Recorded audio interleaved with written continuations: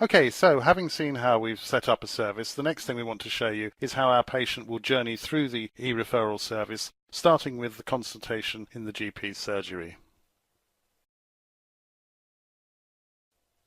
I have just seen Sue, a 52-year-old lady who has tripped, landing on her right knee. Her knee was initially painful, but recovered within 2 weeks. Now when she's running, she is noticing pain, which is stopping her pursuing an exercise she really enjoys. I have advised her that I'm going to be seeking advice and guidance to see what the next step is in aiding recovery of her knee. I'm therefore opening ERS. If I was opening it from my integrated GP referral system, I would be arriving on this page. I will convert this from referral to advice and select the priority. There are 3 ways to search for advice services within the ERS system. You could use a clinical term such as knee pain, or I could pick the specialty orthopedics and clinic type, knee, or I could pick the named clinician. On this occasion, I would particularly like to speak to Pete Davis, who's an orthopedic surgeon who has an interest in sports injuries. To search for Pete, I'd simply type in his surname and forename and search. I've managed to identify him here. I will click Done and then search for the clinics that he is attached to. You can see his name is now in the named clinician box. On this occasion, I'm going to seek his advice from this clinic and press Request. I will continue to the advice screen and I will enter my query that I would like him to answer.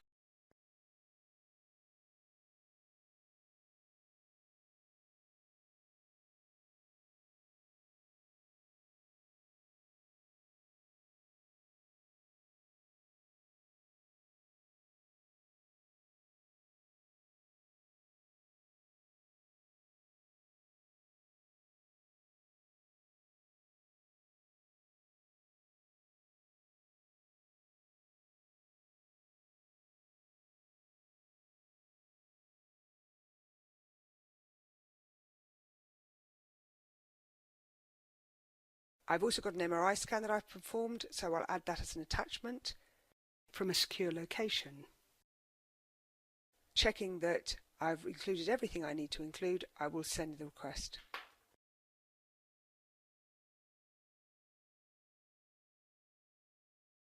So I'm logged into ERS as a service provider clinician.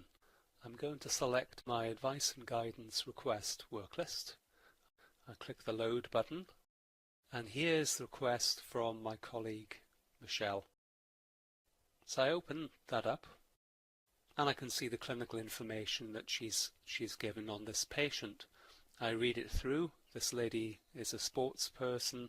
She's injured her knee, and the information goes on to say there's an MRI, and I can open up that document and I can view that document too. I notice that the patient's keen to return to running and I'm asked to give my advice. So in the response area I can respond that the MRI scan shows a small meniscal tear. This would usually heal with conservative measures. I don't have enough information in this case, so I ask the GP, has she had physiotherapy? I then select the I require further information radio button and I hit submit. I've finished morning surgery and I'm going to log into ERS to check for any advice and guidance replies. So I will head for my work lists. On this occasion, I'm going to go into advice and guidance and load. I can see that I have an advice that has come back regarding this lady stating that further information is needed. Opening the advice conversation, I can see that the consultant has recommended physiotherapy, and I realise that I have not mentioned that she has completed 8 weeks of physiotherapy and that it is particularly important for this lady to get back to running as she wishes to run the London Marathon in 6 months' time. I am therefore going to send that information back to the consultant.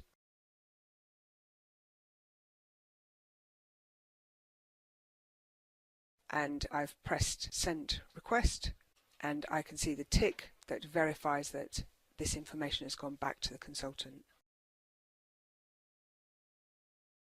Okay, so I want to go back and look at my advice and guidance requests again.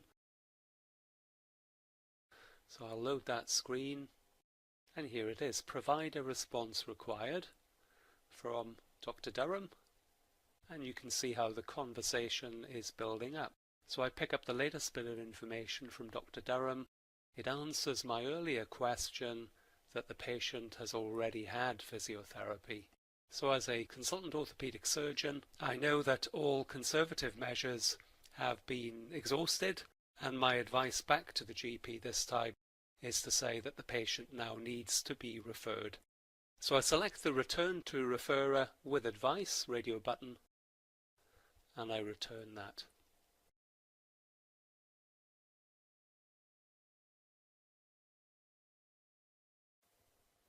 So it's the next day and I'm reviewing my advice and guidance work list again.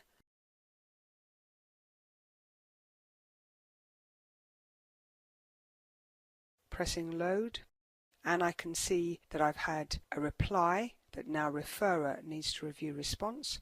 So I will open the dialogue, and on this occasion I can see that I need to refer this patient. After phoning the patient and discussing their options, I'm now going to refer by pressing Refer Now.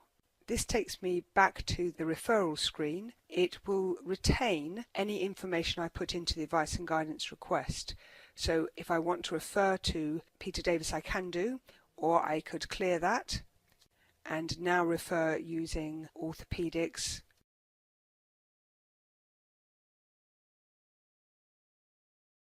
and clinic type.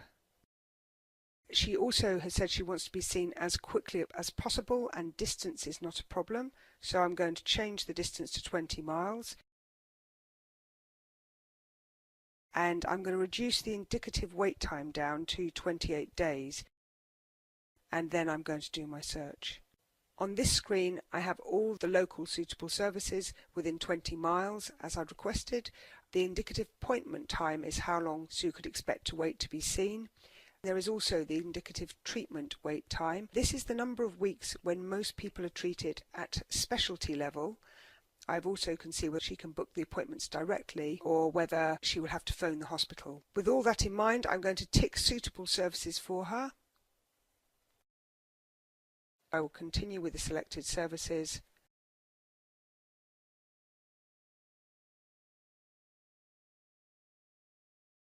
And submit.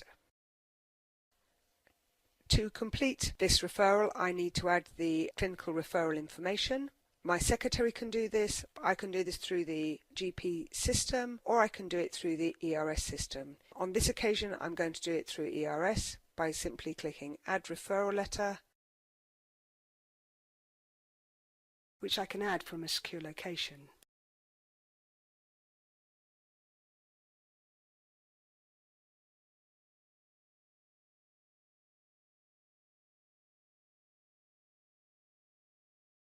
I can then print out the details to pass on to Sue.